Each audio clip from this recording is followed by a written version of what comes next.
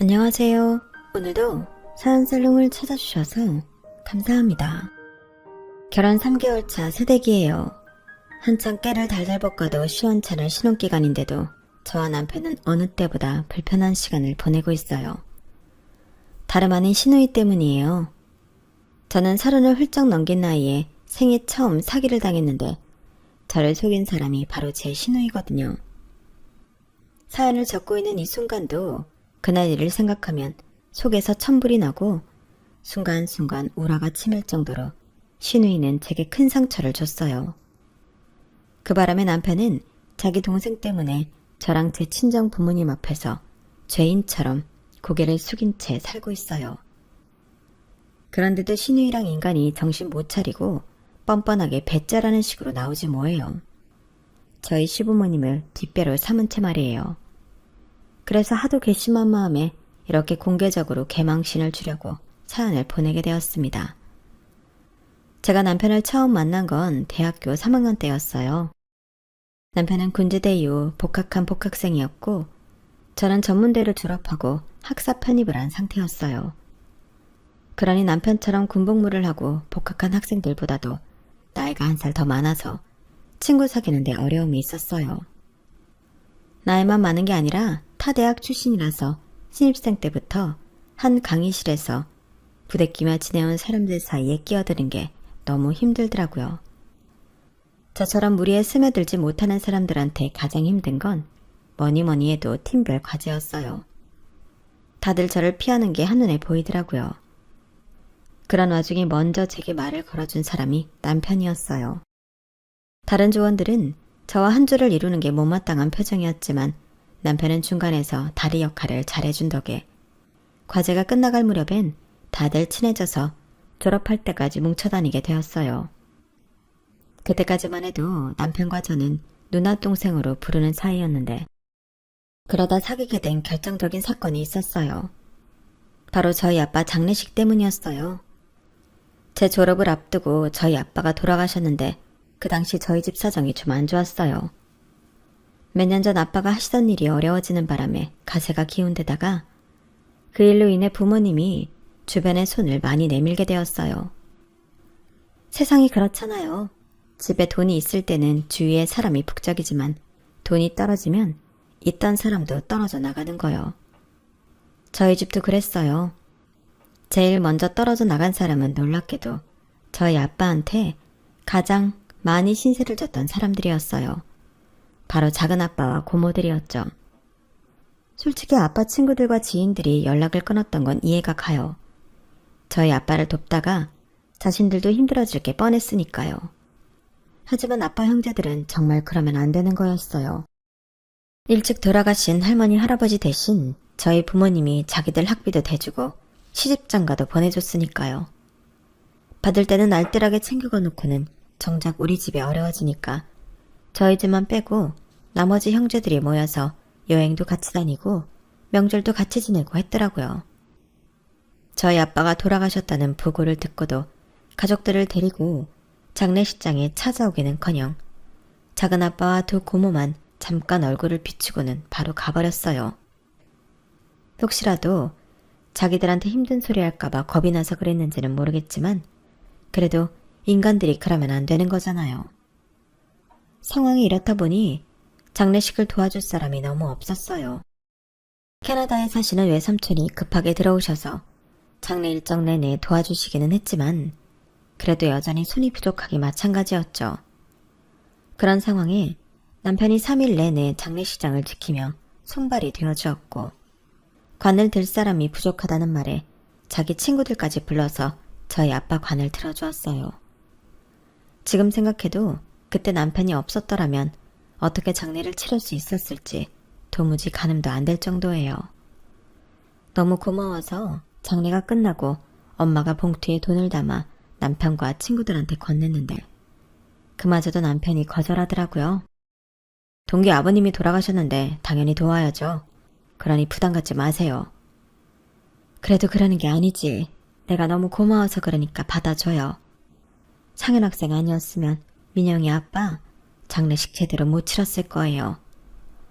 어쩜 젊은 사람이 이렇게 속이 깊은지 정말 너무 고마워요. 내가 이 은혜는 꼭 잊지 않을게.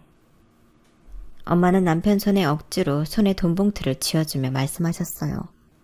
그날 엄마의 말은 빈말이 아니었어요. 저희 엄마는 아직도 그때 일에 대해 제 남편한테 고마워하시거든요. 몇 년 뒤 외삼촌 덕분에 저희 집 상황이 나아져서 전처럼은 아니더라도 꽤 살만해졌어요. 아빠 장례식을 계기로 많이 가까워진 남편과 저는 사귀는 중이었고요. 우리가 본격적으로 사귀기 시작했을 때 누구보다 응원해 주었던 사람이 바로 저희 엄마예요. 제가 그랬던 것처럼 저희 엄마도 제 남편에 대해 굉장히 호감이 있던 터라 무척 반가워하셨거든요. 외삼촌 도움으로 시작하게 된 엄마 가게가 자리를 잡고 생활에 여유가 생기자마자 엄마가 제일 먼저 했던 건 제 남편한테 고급 양복을 사준 거였어요. 남자는 좋은 양복 한 벌쯤은 가지고 있어야 돼. 민영이 아빠가 살아생전에 그랬거든. 양복은 남자들한테는 전쟁터에 입고 나가는 갑옷 같은 거라고. 좋은 갑옷을 입어야 몸에 상처가 안 날 거 아냐. 엄마는 이미 대학을 졸업하고 직장에 취직해 회사원으로 지내던 제 남편한테 무엇보다 필요한 건 좋은 양복이라고 생각하셨던가 봐요. 직장인 월급으로는 사기 힘든 고가의 양복이었지만 엄마는 망설임 없이 구입하셨거든요. 그때까지만 해도 엄마는 몇 년 뒤 제 남편이 그 옷을 입고 결혼식장에 서게 될 줄은 몰랐을 테지만 말이에요. 사귀는 동안에도 남편은 저희 집에 남자 손이 필요할 때마다 매번 찾아와 도와주곤 했어요. 엄마가 그러시는데 그때 이미 제 남편을 보시고는 미래에 당신 사위가 될 거라는 걸 예감하셨다더군요. 그래서 마치 제게 세뇌하듯 자주 이런 말씀을 하셨어요. 내가 살아보니까 결혼 상대를 고를 때 제일 중요한 건 직장이나 돈이 아니더라. 널 얼마나 위해주는 마음이 있는 사람이냐 아니냐가 훨씬 중요한 거지. 네 아빠를 봐도 알겠지만 돈은 있다가도 없어질 수 있어. 자기가 아무리 잃지 않으려고 노력을 해도 말이야. 하지만 사람 마음은 다르다. 아무리 억만금을 줘도 사람 마음은 살 수 없거든. 그러니까 상현이처럼 널 위해주는 남자를 만나. 돈 많은 남자보다 그런 남자가 훨씬 좋은 사람이니까. 저희 엄마가 제 남편을 일찌감치 사익감으로 점찍은 것과 달리 저희 시댁에서는 저를 그리 마음에 들어하지 않았어요. 막 사귀기 시작하던 무렵 주말에 남편이랑 극장에 갔다가 신우이한테 걸린 적이 있었어요. 당시 우리가 손을 잡고 있거나 팔짱을 끼고 있던 건 아니었지만 눈치 빠른 신우이는 단박에 우리 사이를 캐치했고 바로 자기 부모님께 얘기를 했던가 봐요. 다음날 남편이 제게 전화해 어렵게 말을 꺼내더라고요. 저기 민영아, 혹시 이번 주말에 우리 집에 올 수 있어? 자기 집에? 부모님도 계실 텐데 혹시 자기 여동생이 부모님께 우리 사이 얘기라도 한 거야? 그러자 남편은 잠시 뜸을 들이더니 그러더라고요. 엄마가 얼굴이라도 한번 보자고 그러시네? 좀 부담스럽지? 에이, 아니다. 그냥 내가 엄마한테는 잘 얘기할게. 아니야, 자기도 우리 엄마가 불편할 텐데 참고 만나줬잖아. 그리고 나 원래 어른들한테 인기 좋아. 엄마 친구들도 다들 나 예뻐하시거든. 속으로는 많이 떨렸지만 일부러 남편을 안심시키려고 안 그런 척 연기까지 했어요. 그렇게 용기 내서 시댁에 찾아갔는데 민영이라고 그랬나? 우리 상현이랑 같은 과 친구라며. 그럼 동갑이겠네? 아니요, 제가 1살 많아요. 제가 전문대 졸업하고 학사 편입을 한 거라서요. 저는 제 학벌에 별다른 컴플렉스가 없었기 때문에 사실대로 말씀드린 거였는데 전문대를 졸업했다는 말에 어머님 미간이 순식간에 구겨지더라고요. 전문대? 어머, 나는 상현이한테 그 얘기는 못 들었는데. 그래요, 재밌게 놀다 가요. 방금 전까지 말을 놓으시며 편하게 말씀하시던 어머님은 갑자기 존대를 하시며 딱 선을 그으시더라고요. 옆에서 흥미진진한 표정으로 앉아있던 신우이도 묘한 표정을 지으며 자리에서 일어났어요. 그날 어머님은 제가 집에 돌아갈 때까지 내내 제게 존대를 하셨어요. 상대가 내게 존대를 하는 게 대놓고 나한테 욕을 하는 것보다 더 기분 나쁠 수 있다는 걸 저는 그때 처음 알았어요. 그런데 남자들이 신경이 무딘 건지 아니면 제 남편이 유독 그런 건지 모르겠지만 갑자기 시작된 어머님의 존대에 대해 남편은 아무 이상을 못 느끼더란 거예요. 아무리 아랫사람이라지만 초면이니까 존대를 하셨던 게 아닐까? 오히려 반말을 하시는 것보다 그게 나은 거 아니야? 자기야, 내가 말하는 건 그런 의미가 아니잖아. 처음부터 그러셨으면 나도 분명히 그러려니 했을 거야. 그런데 어머님께서는 처음에는 말을 놓으시다가 내가 전문대 나왔다는 말씀을 드린 이후부터 깍듯하게 존대를 하셨다는 게 문제라고. 그건 선을 그어놓고 이 안으로 들어올 생각 말라는 일종의 선전포고라고. 한마디로 나를 자기 애인으로 받아들이지 않겠다는 의미야. 자기는 그걸 모르겠어? 글쎄다. 나는 그렇게까지 생각할 필요는 없다고 생각하는데. 남편은 끝까지 제가 과민하게 반응하는 것처럼 생각했지만 얼마 뒤 제 생각이 맞다는 게 밝혀지게 되었어요. 어머님이 남편한테 선자리에 나가라고 하셨거든요. 그제야 남편도 자기 엄마가 저를 탐탁치 않게 생각한다는 걸 깨닫게 되었어요. 그래서 자기 엄마가 시키는 대로 선보러 나갈 거야? 아니야, 내가 손은 봐서 뭐해? 그건 자기한테도 그렇고 상대방한테도 신뢰되는 일인데. 아, 엄마가 왜 이러는지 진짜 모르겠어. 아무튼 내가 선보는 일은 없을 테니까 자기도 너무 걱정하지 말고 마음 풀어. 남편은 자기가 어머님께 잘 얘기를 해보겠다며 호언장담했지만 끝내 어머님 강요에 못 이겨 선자리에 나가게 되었어요. 물론 남편은 그 자리에서 상대방 여성분께 자기는 이미 결혼할 사람이 있다고 솔직하게 말했지만 선자리에 나갔다는 것 자체만으로도 당시엔 남편에 대한 배신감이 컸어요. 하지만 결과적으로는 잘한 일이 되었지만요. 선자리 이후 어머님은 상대방 부모한테 얼마나 욕을 먹었는지 더 이상 남편을 선자리에 내보내지 않았거든요. 그렇다고 저를 며느리로 받아들일 생각도 없었어요. 제가 집에 찾아가면 마치 저를 없는 사람 취급까지 하면서 외면하셨거든요. 어머님을 뵙고 오는 날이면 얼마나 자괴감이 들었나 몰라요. 내가 왜 이런 대접을 받아야 하나. 나 싫다는 사람한테 언제까지 고개를 숙이고 들어가야 하나 하고 말이죠. 그래서 남편이랑 헤어지려고 했던 적도 있었어요. 하지만 인연이 되려고 그랬는지 헤어지려고 할 때마다 남편이 절실히 필요한 상황이 이어졌고 결국엔 내가 믿고 기댈 사람은 남편밖에 없다는 걸 깨닫게 될 뿐이었어요.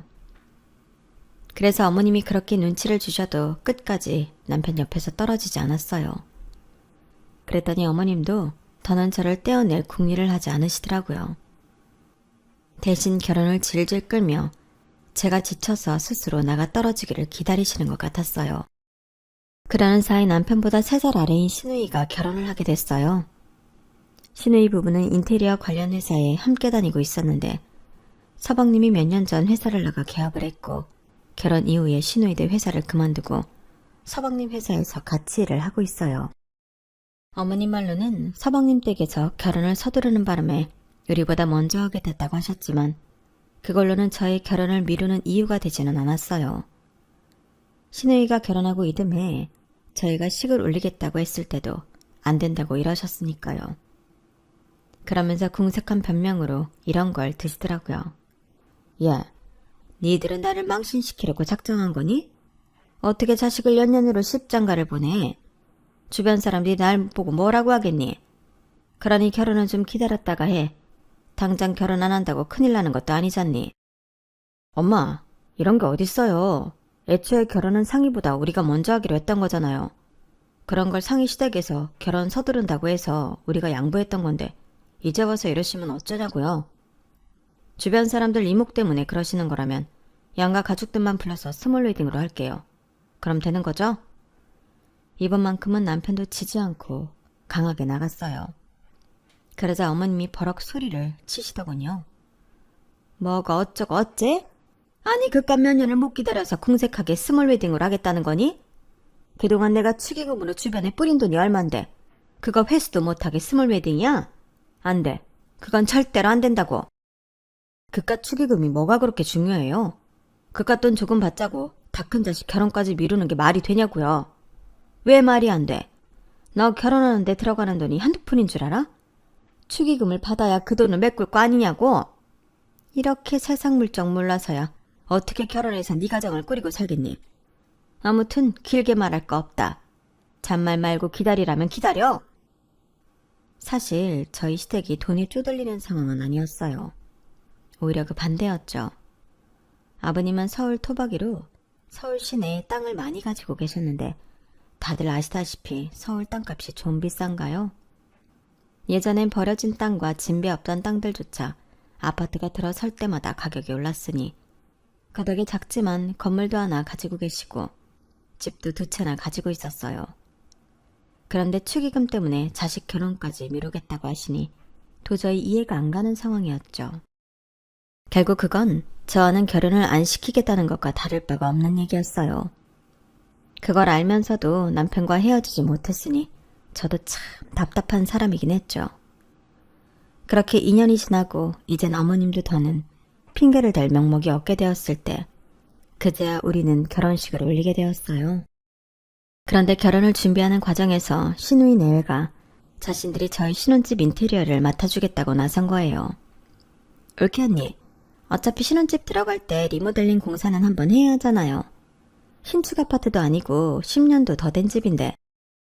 언니도 알겠지만 리모델링은 어떤 업체한테 맡기느냐에 따라 집이 완전히 달라져요. 가격은 말할 것도 없고요. 그래서 아는 사람한테 맡기는 게 최고라니까요.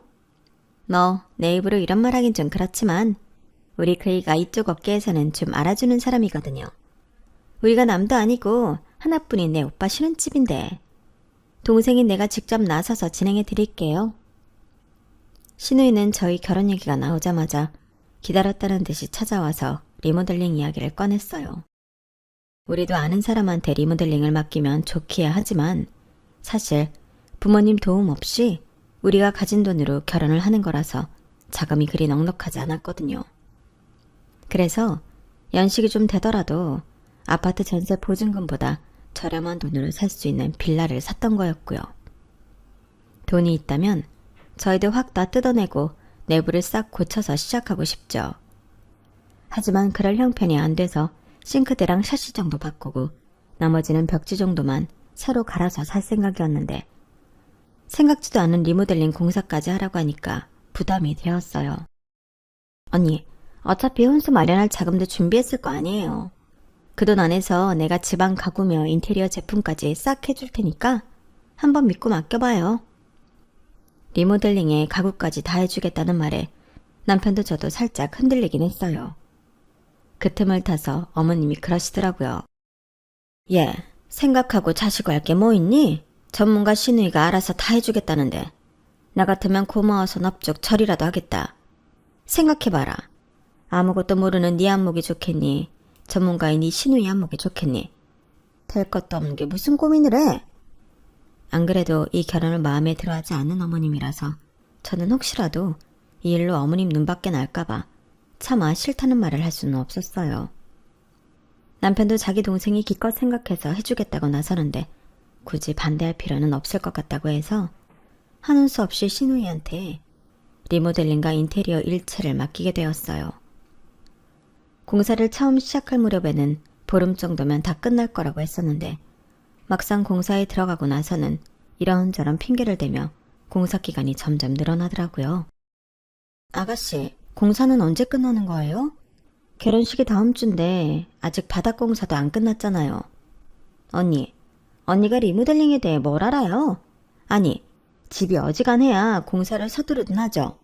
이건 뭐 뜯었다 하면 여기저기가 문제투성이니 어떻게 공사에 진척이 있겠어요? 집을 사도 어떻게 이런 집을 사서는 네가 우리 그이 얼마나 보기 민망한 줄 알아요?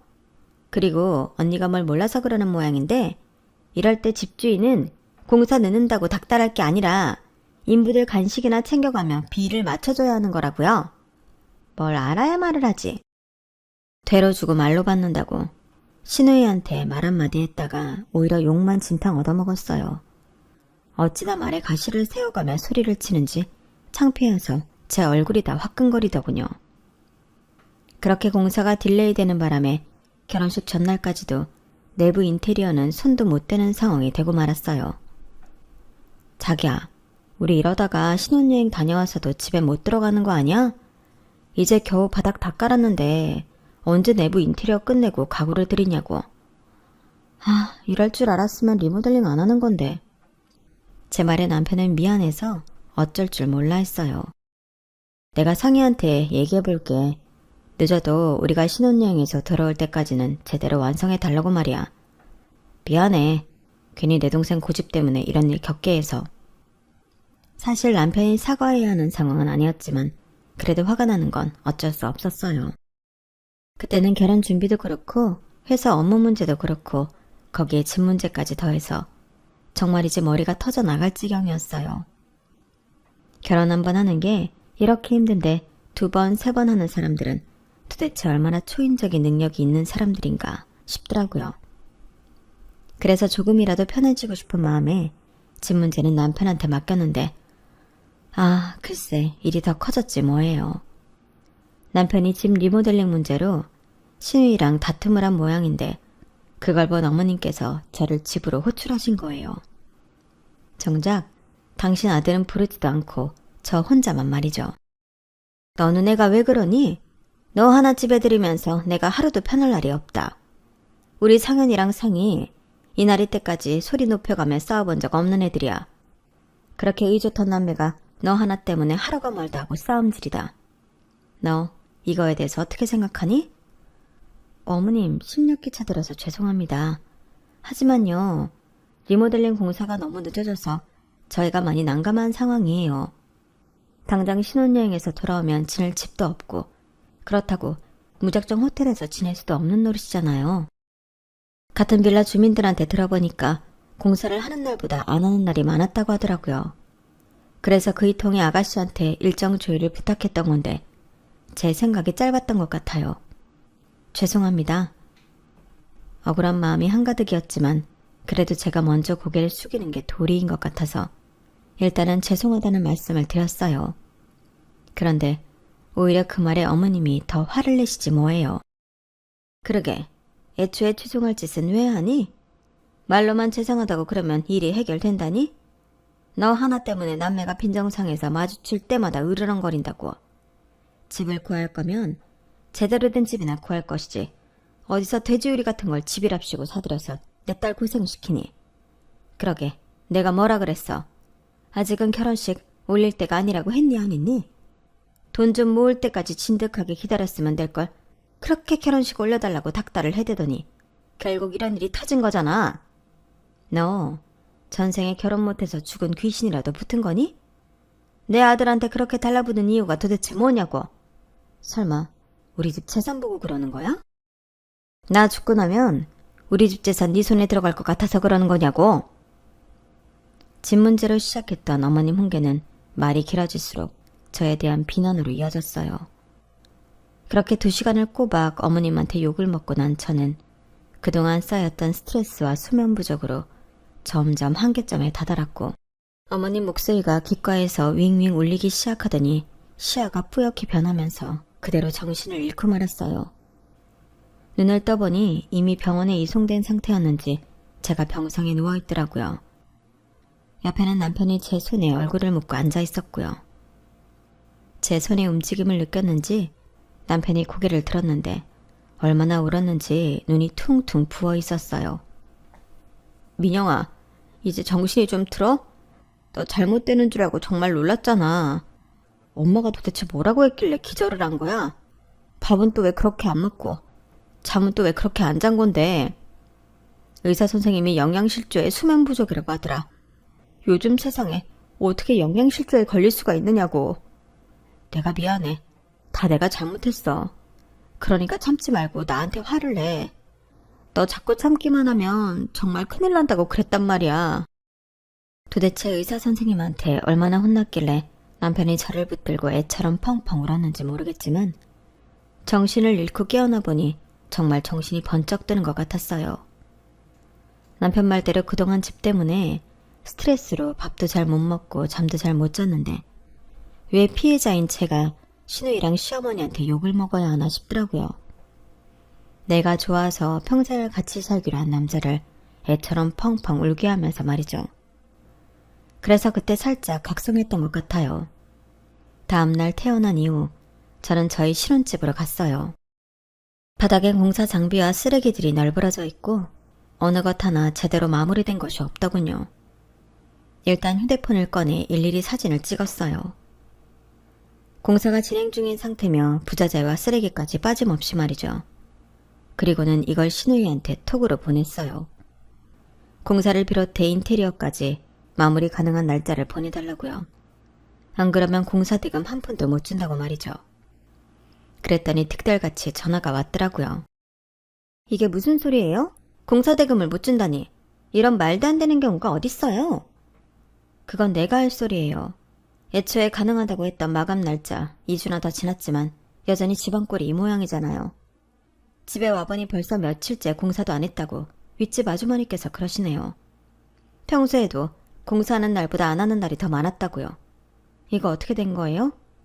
나한테는 공사 시일이 촉박하다고 그러더니 아닌가 보네요.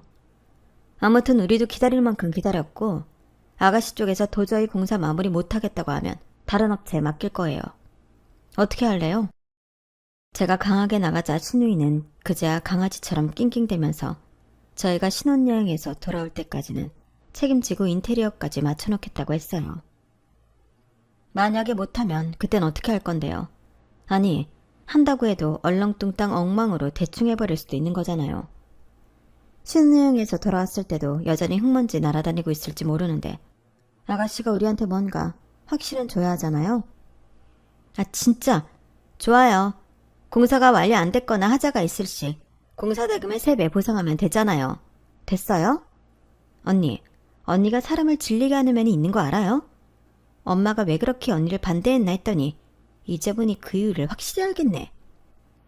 잔뜩 삐친 신우이는 그렇게 전화를 끊었어요. 일단 구두라도 약속을 받아낸 저는 결혼식 전에 끝내야 할 회사 업무에만 집중하기로 했어요.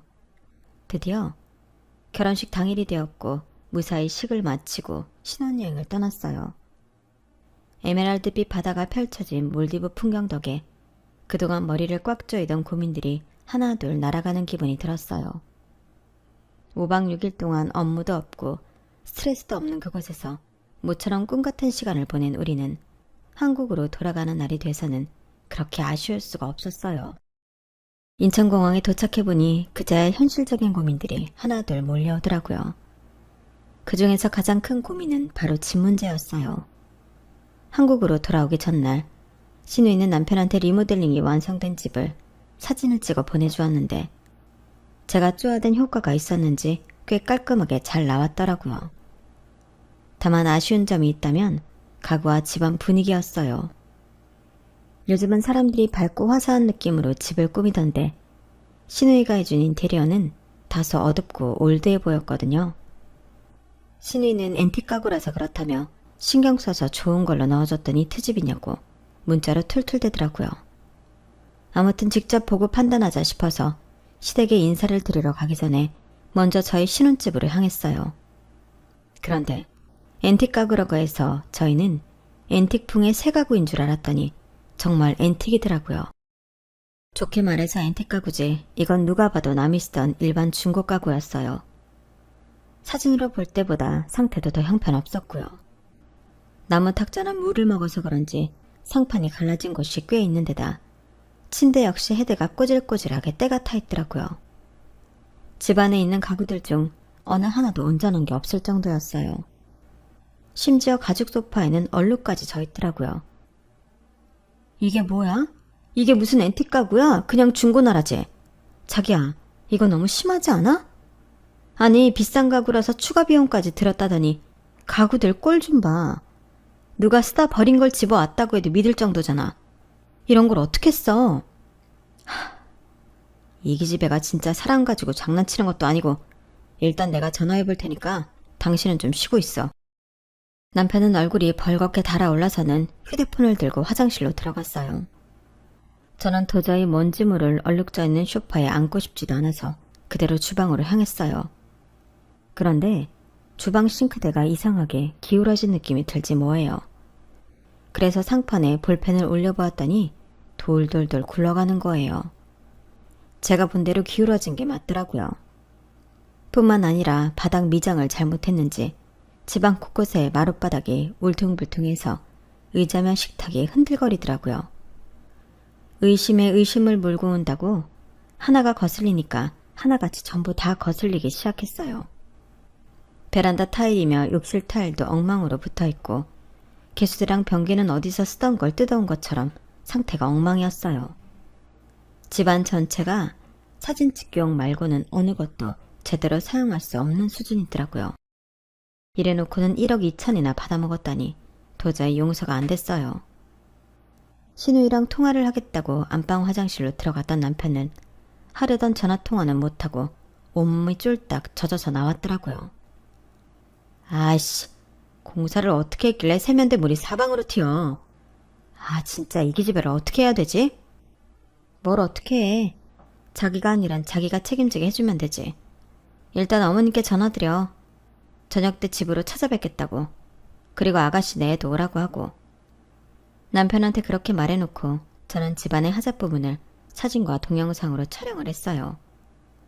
그리고는 제가 원래 봐두었던 인테리어 업체에 연락해 리모델링 견적을 내달라고 부탁드렸어요. 다행히 시간이 되셔서 바로 와주신 덕분에 1시간도 안 돼서 대략적인 견적을 뽑을 수 있었어요. 이거 죄다 중고로 끼워놓았네요. 아, 요즘에도 이런 양심불량이 있나. 이 모델은 한 10년 전에 나왔던 모델인데 이게 모양만 그럴듯하지 완전 예쁜 쓰레기나 마찬가지예요. 요즘엔 동네에서 장사하는 분들도 이런 거 안 쓰는데 도대체 어느 업체에서 하신 거예요? 이 사람들은 리모델링이 기본조차 안 된 사람들이라고요. 와, 내가 더 화나네?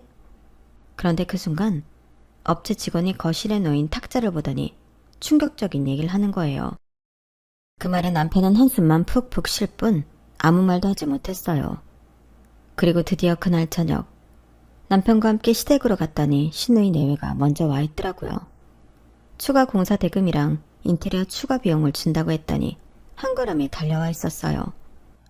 시어머니께 면세점에서 사온 선물을 드리고 신우이 내외한테는 두툼한 돈 봉투를 내밀었어요. 그러자 부부가 아주 좋아서 입이 찢어지더라고요. 하지만 그 표정은 봉투 속을 확인한 즉시 처참하게 구겨졌어요. 언니, 이게 뭐예요? 아니 주겠다던 돈은 안 주고 이게 무슨 개수작이냐고. 이 기집애가 개수작? 그건 우리가 할 소리지. 너도 그렇고 매제도 그래. 리모델링을 그따위로 해놓고 돈 받을 생각을 했어? 업체 사람 불러서 견적 냈더니 바닥까지 다 뜯고 배선공사까지 다시 해야 해서 최소 8,000원 든다고 하더라. 이것도 기본만 했을 때가 8,000이지 니네가 공사한답시고 망가뜨린 것까지 고치려면 수천이 더 들지도 몰라. 거기다 네가 사다 놓은 가구들.